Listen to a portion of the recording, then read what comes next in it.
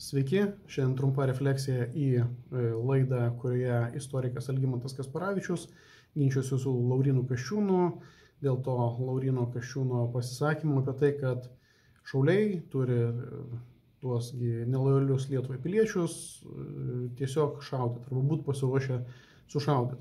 Pakankamai didelį atgarsį sulaukus istoriją, kai Laurynas Kasčiūnas su Svaru Liaudanskiu pas Kasčiūną YouTube kanale kalbėjo apie tai, kad taip, reikia saugotis penktos kolonos, reikia saugotis tų žmonių, kurie gali durti peilį į nugarą, bet man atrodo, kad jie šiek tiek persistengė savo laidoje.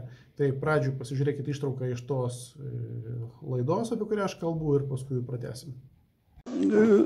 Jisai šiuo atveju demonstruoja tokį, sakyčiau, kraštutinį radikalizmą, kuris iš tiesų realios dekonstrukcijos, geopolitinės, realios grėsmės akivaizdoje valstybė yra pavojingas.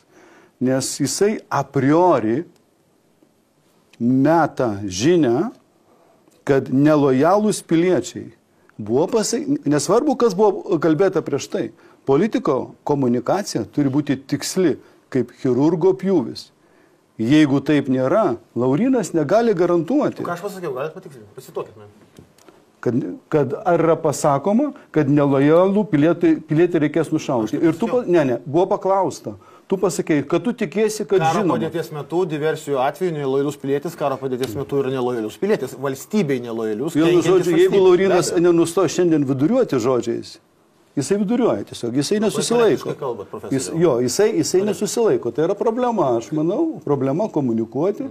Ir tiesą sakant, labai yra gaila, kad partija, kuri egzistuoja nuo 1992-1993 metų, turi šiai dienai tokios rimtos geopolitinės situacijos aplinkoje, lyderį, kuris vargiai gali tiksliai komunikuoti, bet gali labai drastiškai kalbėti. Ir tokiu būdu, sakyčiau, destabilizuoti padėtį iš esmės netgi valstybės viduje. Nes jūs paminėjote, jog yra Ženevos konvencija, yra jos ten, 4 priedai, kurie reglamentuoja. Tokia kalba galbūt galėtų būti įmanoma, jeigu Valstybės saugumo departamentas šiandieną policijoje, teismuose būtų pradėtos bylos, kad yra kažkokios tai diversinės grupės, yra kažkokios indikacijos, kurios leidžia apie tai galvoti.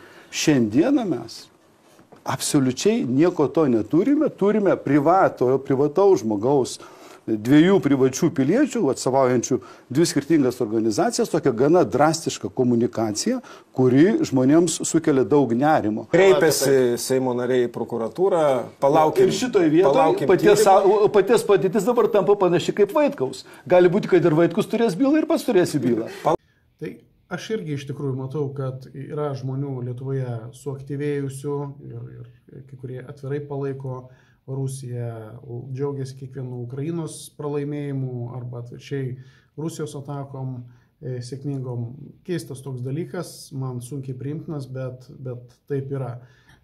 Norėčiau, kad Valstybės saugumo departamentas gal labiau dirbtų, nes dabar iš vis jokios reakcijos. Tai sako, kad primenu, kad per metinę ataskaitą dar buvęs VSD vadovas Jauniškis, dabar dirba kitur žmogelis, tai jis irgi sakė, kad tai yra demokratijos išraiška, kiekvienas gali sakyti, ką nori, ir jeigu mes visgi esam teisinė valstybė, tai aš turbūt sutinku ir su to istoriku Kasparavičium ir tada jau su Jauniškiu, kad jeigu jau taip yra, privalom toleruoti, kad ir kaip tas nepatiktų. Kasčiūnas siūlo eiti toliau, vos nesudarinėti turbūt sąrašus, kad atėjus dienai X valymus pradėtume nuo savų. Tas savų, nežinau, turbūt ne visai tinka ta savi, bet ir tarp Lietuvos piliečių reikia greito apsivalymo. Nežinau, tikrai prieštaringos nuomonės, nes jeigu tai yra iš tikrųjų diversinės grupės ir tu matai, kad žmonės kažkaip aktyviai savo veiksmais kažką veikia, viskas aišku.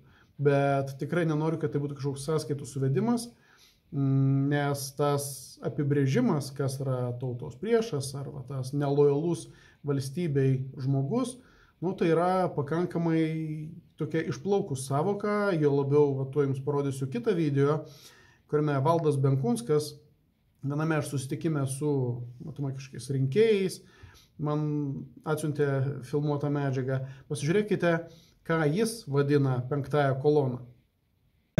Nežinau, kas yra šaltinis, bet tie šaltiniai, kurie šneka, kad mes jau turėjom birželio mėnesio atidaryti, arba kad mes galėjom kažkokias spaudas pritaikyti, tai va čia yra tie mano politiniai oponentai, kurie iš esmės šneka bet ką, va tokia penkta kolona, kuri pila pamasgas ant galvos, nelabai skaitydamasi su faktais.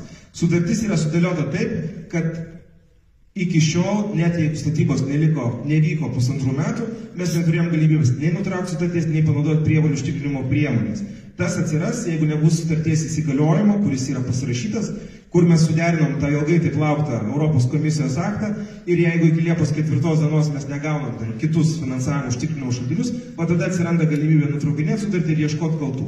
Kol kas sutartis yra galiojanti ir jokių priemonių, sankcijų taikymo nebuvo galimybių. Ta patvirtino ir viešųjų pirkimų tarnyba, patvirtino ir Europos ta pati komisija, sutartis yra taip tiesiog sudėliota.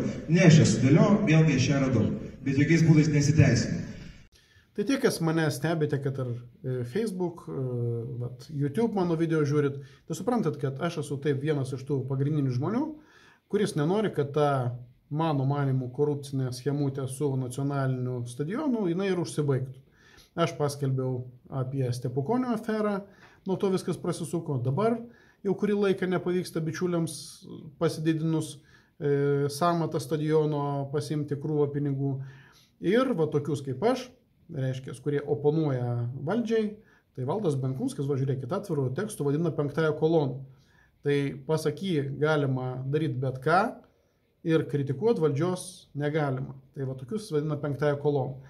Tai reikia suprasti, kad tuomet potencialiam tam sąraše, pagal kurį dirbs Kasčiūnas, būsiu ir aš. Tai reiškia tas, kuris savo laiku kritikavo Tėvynės sąjungą.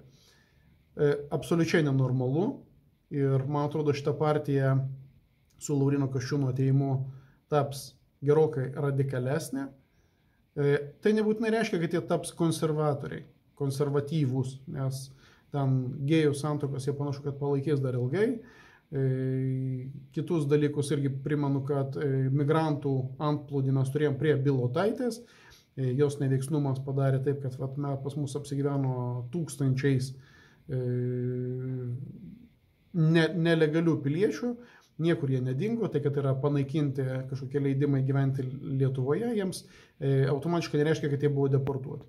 Tai prie Tėvynės sąjungos veikimo anoj kadencijoje buvo tokių labai abejotinų sprendimų, kurių tas pats Lauryno Kasčiūno atėjimas neateis. Tai bus jie tokie kartais liberalai, kartais yra labai radikalūs dešinieji. Matysim, kaip bus, bet mano ištrauka jums parodyta apie tai, kad Valdas Benkunskas jau mane priskyrė penktąją kolonai ir kad matomai su tokiais reikia susitvarkyti. Kelia šypseną, bet iš kitos pusės ir kelia minčių, tai kaip šitie bičiuliai, kokios mintis jų galvoje veisėsi ir kaip jie ketina turbūt toliau statyti savo retoriką ir galbūt pamatysime dar kažkokių griežtesnių pareiškimų. Ačiū, kad žiūrėjote, iki kito reportažo.